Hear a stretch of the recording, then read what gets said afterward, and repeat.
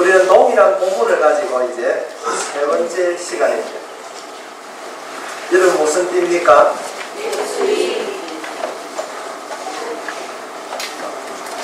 그동안 이 말씀을 통하여서 나는 어떤 사람인가 여러분 자신을 돌아볼 수 있기를 바랍니다.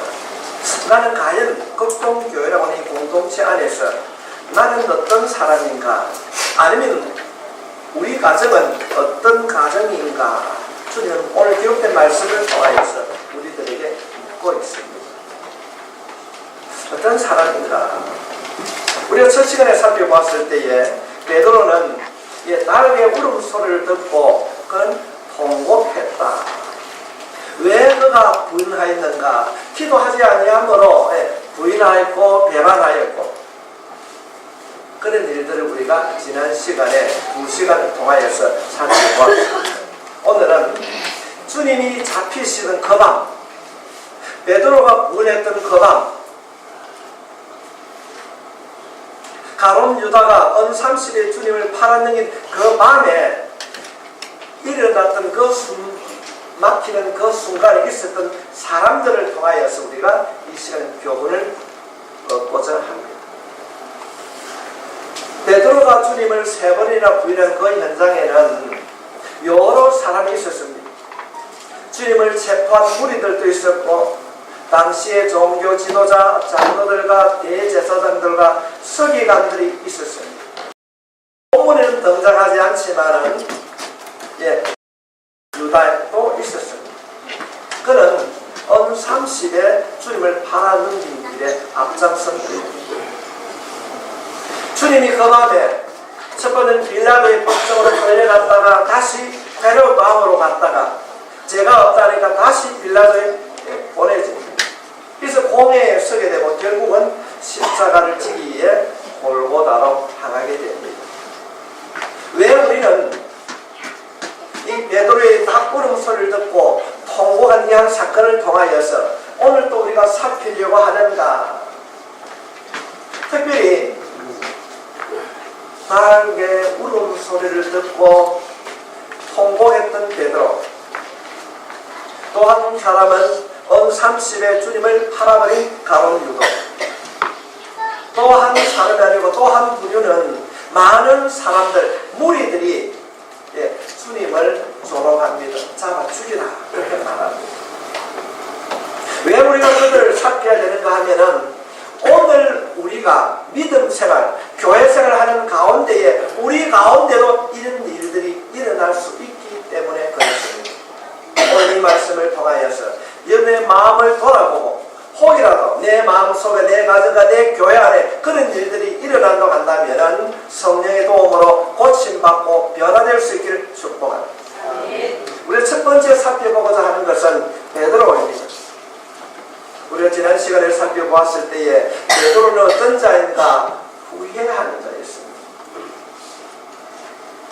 62절 말씀에 보면은 주께서 돌이켜 베드로를 보시니 베드로가 주의 말씀 곧 오늘 딱 울기 전에 3번 나를 부인하리라 하심이 생각나서 밖에 나가 심히 통곡합니다.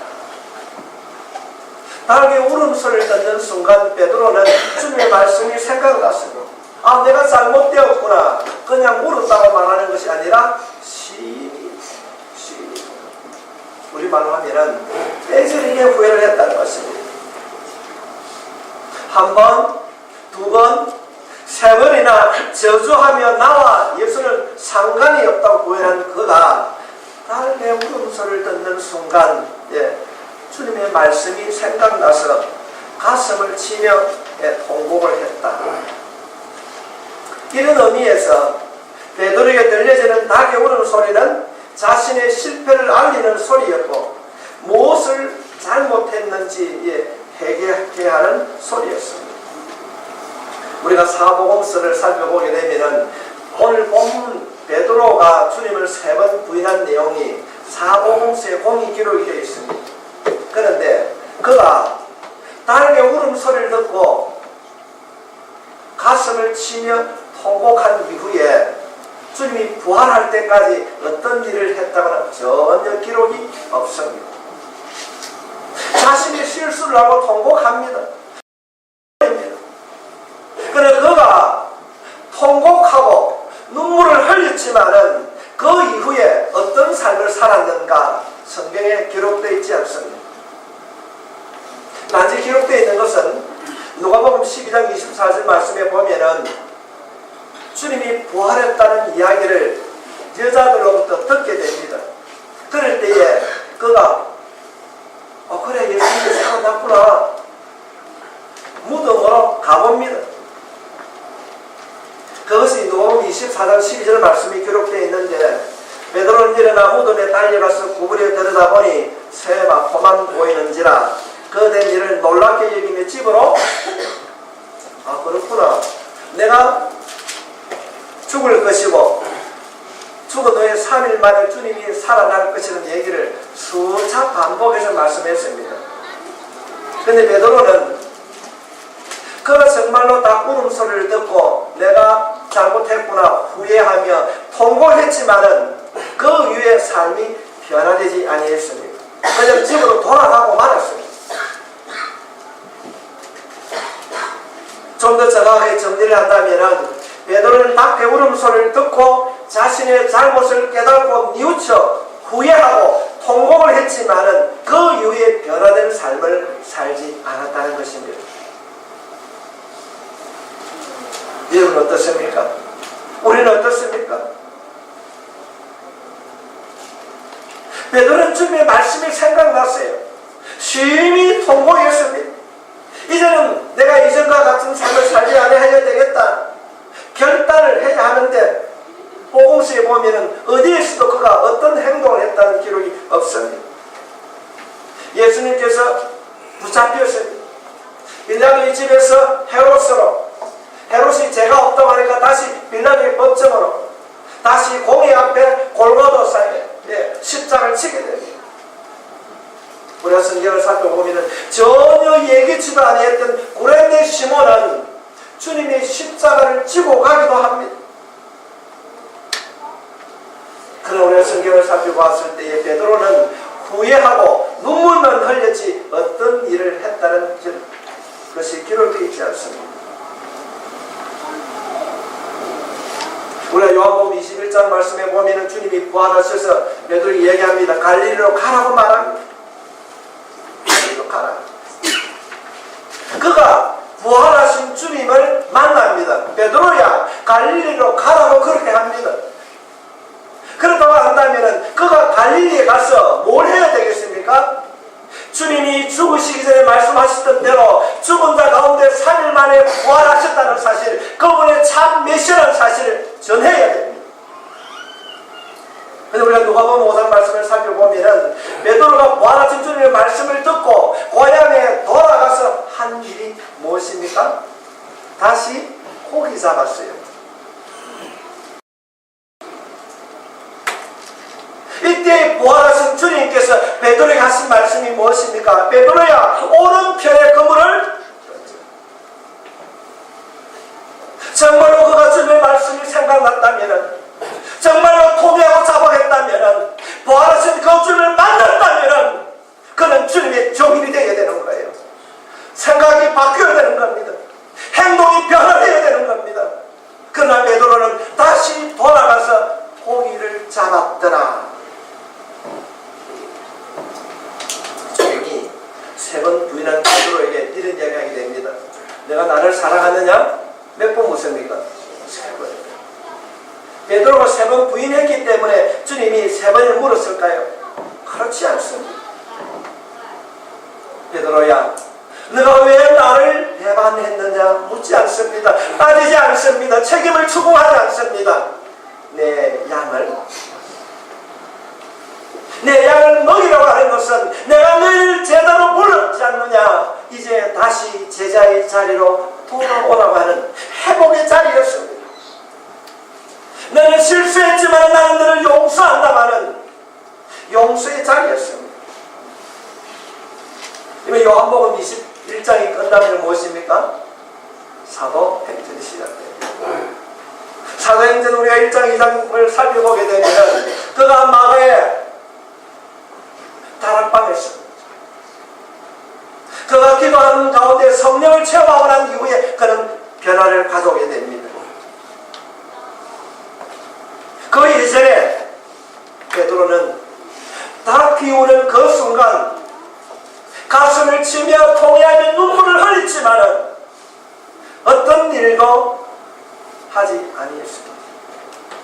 성도 여러분, 우리 인생을 한번 돌아봅시다. 우리가 지금까지 살아오면서 후회하지 않고 살아왔습니까?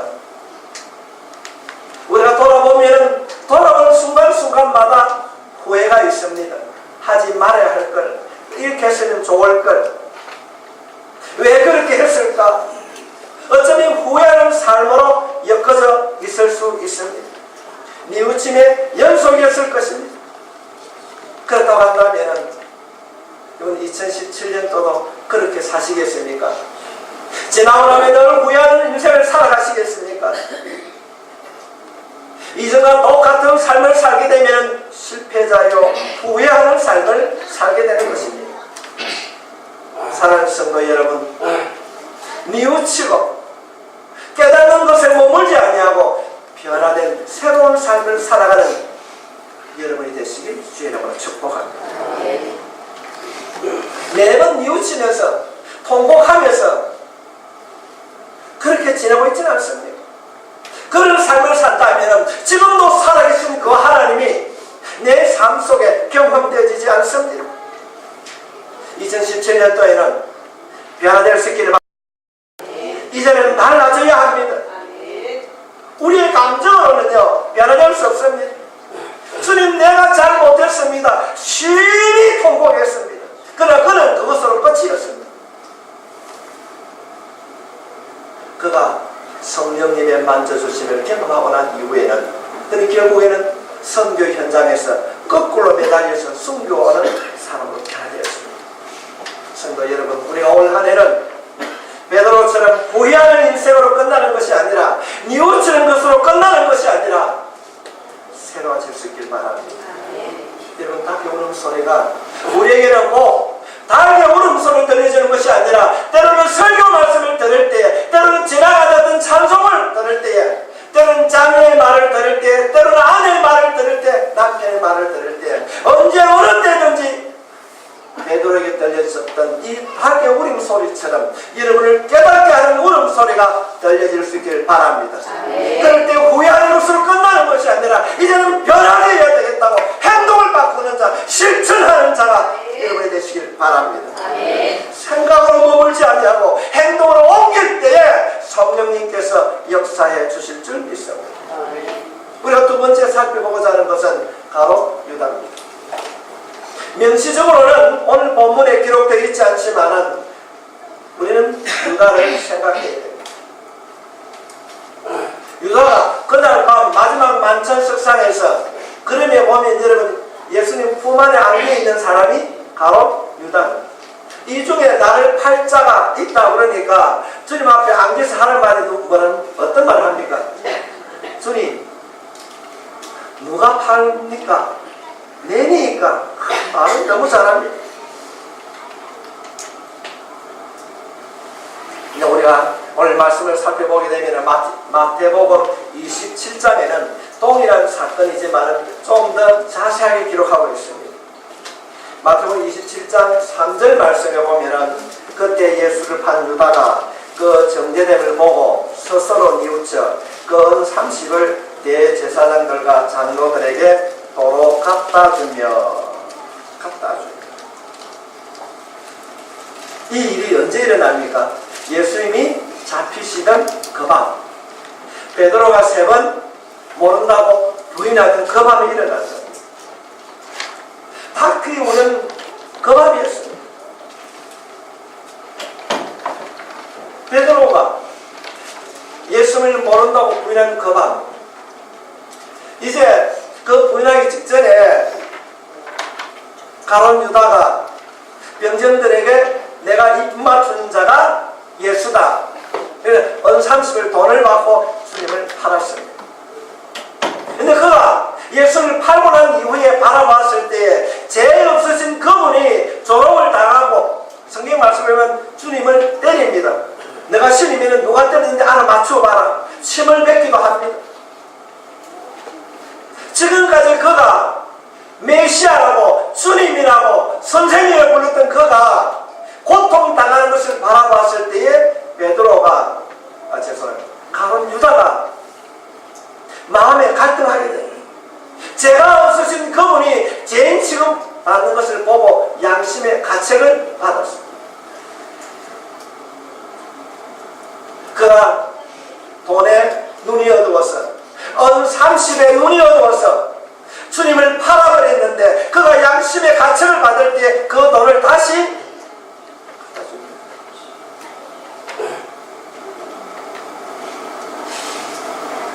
그분은 그런 분이 아니야. 안 된다. 한번 잡은 거는 어쩔 수 없다. 그럴 때 그가 잘못된 것을 깨닫고 그 동전을 던져버리고 양심의 가책을 받아서 자살을 합니다.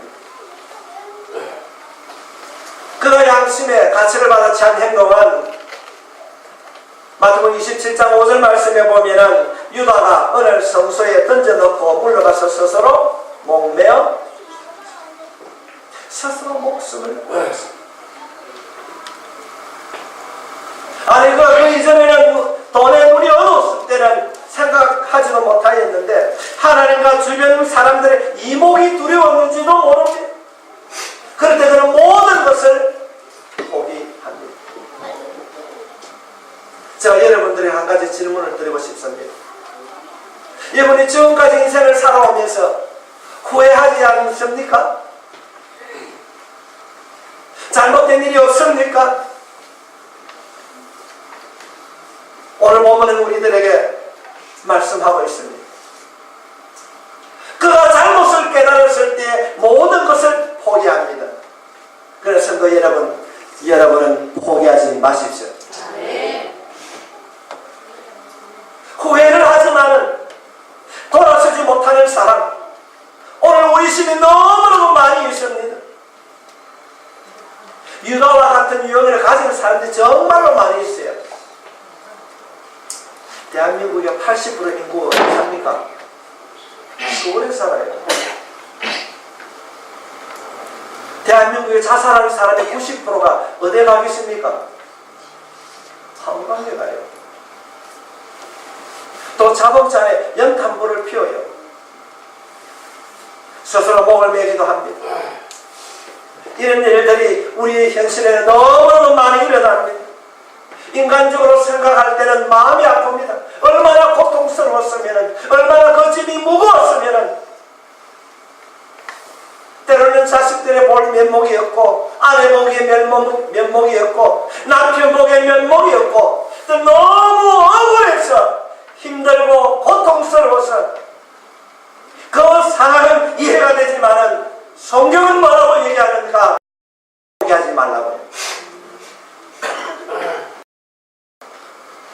성경은 자신의 삶이 아무리 어렵다고 한다 할지라도 포기하라고 가르치지 않습니다.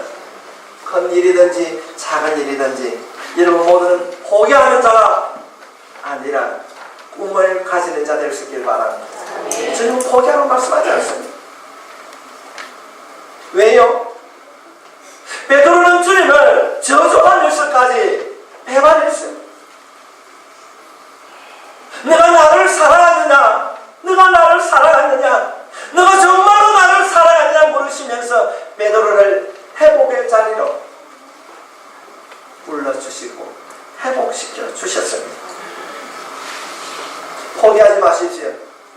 어떤 일이 있더라도 포기하지 마십시오. 성경은 약속하고 있습니다. 구약성경 이사야 1장 18절 말씀에 보면은 여호와께서 말씀하시되 오라 우리가 서로 변론하자. 너희 죄가 주홍 같을지라도 눈과 같이 휘어질 것이요 진홍같이 붉을지라도 양털같이 희게 되리라. 포기하지 말라고 가르칩니다. 우리가 2017년도를 살아갈 때에 때로는 후회스럽고 때로는 자신의 잘못된 일들로 인하여서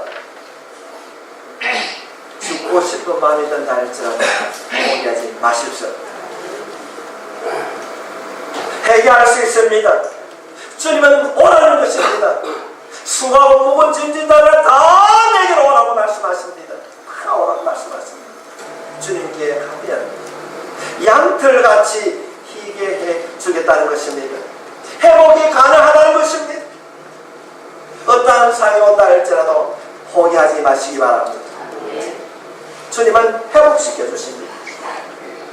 이런 의미에서 2017년은 어떤 상황에서도 포기하지 않는 한 해가 되기를 주님의 이름으로 축복합니다. 세 번째 우리가 살펴보고자 하는 것은 개인이 아니라 다수의 사람들이에요. 그 밤에 주님을 잡으시던 그 밤, 베드로가 주님을 3번 부인했던 그 밤, 가룟 유다가 은 30에 주님을 팔았는데 그 밤에 있었던 사람들, 대제사장들, 장로들, 성전의 경비대들, 그게 모인 많은 무리들입니다. 이들은 어떤 자였는가? 자기 욕심에 눈이 먼 자들이었습니다. 오늘 보면 52절로부터 53절 말씀에 보면은 예수께서 그 잡으러 온 대제사장들과 성전의 경비대장들과 장로들에게 이르시되 너희가 강도를 잡는 것 같이 검과 몽치를 가지고 나왔느냐? 내가 날마다 너희와 함께 성전에 있을 때에 내게 손을 대지 아니하였도다. 그러나 이제는 너희 때요 어둠의 권세로다. 평소에 예수님께서 성전에서 치실 때는 전혀 상관하지 않습니다. 우리가 성경을 살펴보면 예수님께서 이제 가버나움에서 갈릴리로 오르는 그 길에서 많은 기적과 이적을 행하셨습니다. 배고픈 자에게는 물고기 2마리와 보리떡 5개로 먹이셨습니다. 남도록 먹이셨습니다. 가난하고 병들어는 고쳐주셨습니다. 그럴 때는 전혀 그런 일을 하지도 않았던 그들이 환경이 바뀌니까 건가 몽치라고 하는데 몸이 우리말로 하면 몽디입니다. 가지고 와서 주님을 잡으러 왔다는 것입니다. 그들은 갈릴리에서 수많은 기적을 경험하고 보고 확인했던 것들이었습니다. 66절 말씀에 보면 날이 세매 백성의 장로들이고 대제사장들과 서기관들이 모여서 예수를 그 공회로 끌어들였다. 다수의 힘으로 요즘 말하면 여론몰이를 하는 거예요. 저놈 죽여야 된다. 왜 그럽니까? 이들은 당시에 없는 자가 아니었고 기득권 자들이었습니다.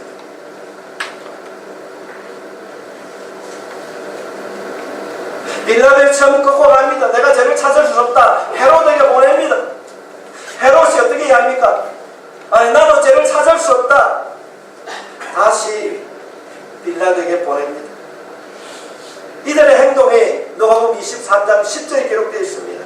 대제사장들과 서기관들이 있어서 힘써 고발하더라.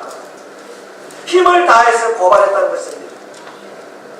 권력의 힘을 빌어서 예수를 제거하려고 하는가? 왜 이들이 예수를 죽이려고 하는가? 자신들의 기득권을 지키기 때문에 그렇습니다. 자신들은 종교 지도자들이었습니다. 자신들을 따르는 무리들이 예수님의 가르침을 듣고 배우고 주님을 따르기 시작합니다. 그럴 때 이들은 안 되겠다. 예수를 제거해야 되겠다. 이 내용은 마태복음 27장 62절로부터 66절 말씀에 보면 자세하게 기록이 되어 있습니다. 주님을 죽이시면서까지 이들이 하는 행동이 무엇인가? 예수가 살아있을 때에 죽은 자 가운데 3일 만에 살아날 것이다. 그렇게 얘기하기 때문에 무덤에다가 문 입구에 뭘 넣습니까? 돌이 아니라 바위입니다. 바위를 돌문을 무덤문을 막고 그냥 두는 것이 아니라 경비병을 세워서 제자들이 훔쳐가지 못하도록 그렇게 합니다. 혹시 살아나면 어떻게 하나? 살아나더라도 못 나와서 물 안에서 죽도록 그렇게 합니다. 그런가 하면은 마태복음 28장 11절로부터 13절 뒤에 말씀해 보면은 이들에게 부활했다는 사실을 누가 제일 여자들이 압니다. 그 여자들이 경비병들에게 너 일이 뭐하니? 야, 예수님 살아나셔서 이 보고를 받은 이 경비병들이 그 위에 사람들에게 어떤 얘기 합니까? 예수님이 살아났습니다. 무덤에 가니까 시체가 없대요. 누가 그러더냐? 저 여자들이 그러대요. 그럴 때 이들이 어떤 얘기 합니까? 그 경비병들에게 돈을 줍니다. 돈을 주면서 너는 그렇게 얘기하는 것이 아니라 다른 사람이 제자들이 시체를 훔쳐갔다. 그렇게 합니다. 성도 여러분, 이들의 지금 현재 대제사장들과 서기관들이 왜 그렇게 합니까? 정말로 주님이 죽기 전에 내가 죽은 자 가운데 3일 만에 다시 살아날 것이다. 이 사실 믿으면은, 안 믿으러 가서 보니까 시체가 없어지면은 거짓말 하지 말아야 돼. 그런데도 마음이 굳어 있습니다. 자신의 기득권을 지키고자는 욕심 때문에 돈을 주었어라도 거짓을 만들어냅니다. 성도 여러분, 눈이 멀면은, 욕심이 차이면은 나쁜 짓을 하게 됩니다. 그가 죽음의 길을 가는 것을 알지 못합니다. 그래서 성경은 우리들에게 말씀하고 있습니다. 욕심이 잉태한 적 죄를 낳고 죄가 장성한 적 욕심이 목구멍까지 차 있으니까 죽은 자가 살아났는데도 돈을 주어서 매수하면서까지 거짓 알리바이를 성립하려고 합니다. 성도 여러분, 우리가 어떻게 살아야 됩니까? 올 한 해요. 욕심을 버려야 됩니다.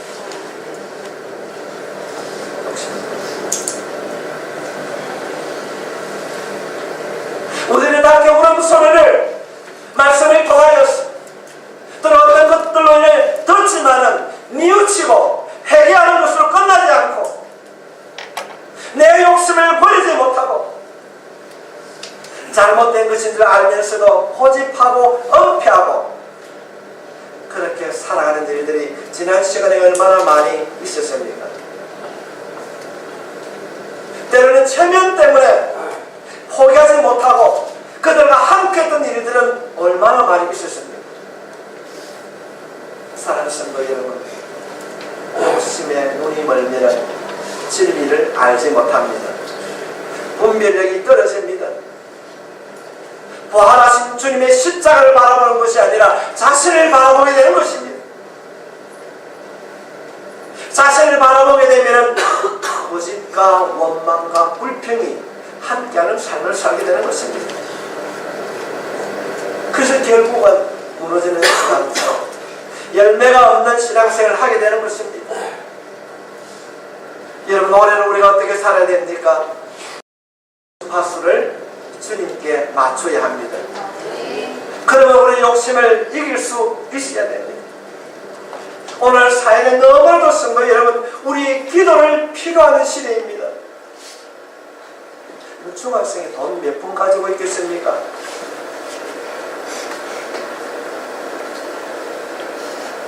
욕심의 눈이 멀면은 중학생이 가지고 있는 돈 17,000원 때문에 사람을 살인합니다. 욕심의 눈이 멀기 때문에 윤리와 도덕도 양심도 버리는 사회입니다. 우리 모두는 자신의 욕심과 안위에 초점을 맞추지 말고 주님께 초점을 맞추고 욕심을 이기는 자의 삶을 살 수 있기를 바랍니다. 우리가 잠시 한번 살펴보았는데 우리 안에는 베드로와 같은 그런 마음이 있습니다. 말씀을 들을 때는 내가 잘못했구나 통곡합니다. 후회합니다. 가룟 유다처럼 금방 눈에 보이는 것 때문에 잘못을 저지르고 돌아서면서 포기하기도 합니다. 대제사장들과 서기 같은 마음들이 우리 안에도 있을 수 있습니다. 우리들이 정신을 차리고 영적인 닭의 울음을 듣지 아니하면, 행동으로 옮기지 아니하면, 포기한다면, 욕심의 삶을 살게 된다면 어느 때인가 주님 앞에 섰을 때에 눈물 흘리게 될 수 있습니다. 이를 갈며 현비 올지니라. 성도 여러분, 1월이 훌쩍 지나갔습니다. 오늘이 2월의 첫 주일입니다. 다시 한번 여러분의 자신을 돌아보고 작은 일이라도 포기하지 아니하고 욕심을 버리고 변화된 삶을 살아가는 이 시대의 말씀에 껴있는 자가 여러분이 되시길 예수 그리스도 이름으로 축복합니다.